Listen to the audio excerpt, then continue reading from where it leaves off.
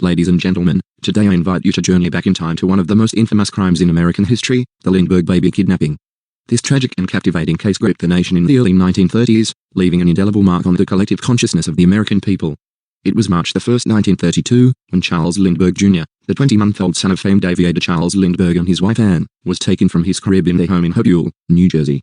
The nation was shocked and appalled by the audacity and cruelty of the crime. The Lindbergh family, once seen as symbol of hope and triumph, found themselves thrust into a nightmare of unimaginable proportions. The Lindberghs discovered a handwritten ransom note demanding $50,000 in exchange for the safe return of their son. The note was found on the windowsill near the baby's empty crib. Its contents suggested a level of sophistication and knowledge about the family's wealth. The Lindberghs complied with the kidnappers' demands and paid the ransom. The exchange took place through an intermediary, but despite their efforts, the kidnapper failed to fulfill his promise of returning the child. This led to further anguish and frustration for the family. On May 12, 1932, over 2 months after the abduction, a truck driver discovered the lifeless body of Charles Lindbergh Jr. in a remote area of the nearby woods. An autopsy revealed that the cause of death was a severe skull fracture. The discovery deepened the tragedy and intensified the hunt for the perpetrator. In September 1934, 2 years after the crime, a marked bill from the ransom money was traced to Bruno Richard Hauptmann. Authorities arrested Hauptmann, a German immigrant and carpenter, in New York. They discovered additional ransom money hidden in his garage. Bruno Richard Hauptmann's trial began in January 1935. The prosecution presented circumstantial evidence, including handwriting analysis that linked Hauptmann to the ransom note, and eyewitnesses who identified him as having been near the Lindbergh home. Hauptmann maintained his innocence throughout the trial, claiming he had found the money and did not commit the crime. Despite Hauptmann's protests, he was found guilty of first-degree murder and kidnapping. The jury sentenced him to death, and he was executed in the electric chair on April 3, 1936. During the investigation of the Lindbergh baby kidnapping, several individuals were considered as potential suspects. Here are the names of a few notable suspects in the case.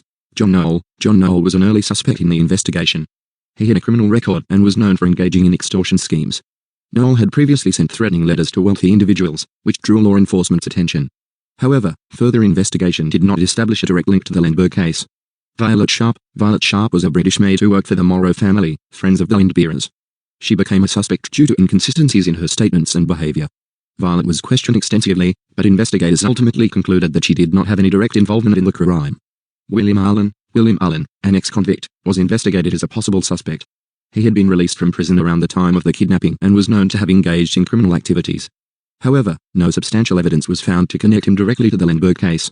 Charles Mitchell. Charles Mitchell was a former employee of the Lindberghs and had access to their home. He was investigated due to his criminal record and alleged disputes with Charles Lindbergh. However, the investigation did not yield enough evidence to implicate Mitchell in the crime.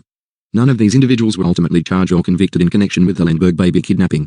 Bruno Richard Hauptmann, who was arrested and convicted, remains the only person officially held responsible for the crime. The Lindbergh baby kidnapping case left an indelible mark on American society. It sparked a renewed focus on child safety and led to the passing of the Federal Kidnapping Act, making kidnapping a federal crime and initiating stronger measures to combat such heinous acts. Even after Hauptmann's conviction, doubts and conspiracy theories surrounding the case persisted. Some believed that Hauptmann was not the sole perpetrator and that others were involved. Additionally, questions arose about the investigation and whether some evidence had been mishandled or overlooked. The Lindbergh baby kidnapping remains an enduring mystery, as some details of the case continue to raise questions and fuel speculation. May the memory of little Charles Lindbergh Jr. endure as a symbol of innocence lost and a call to action against those who would inflict harm upon the innocent.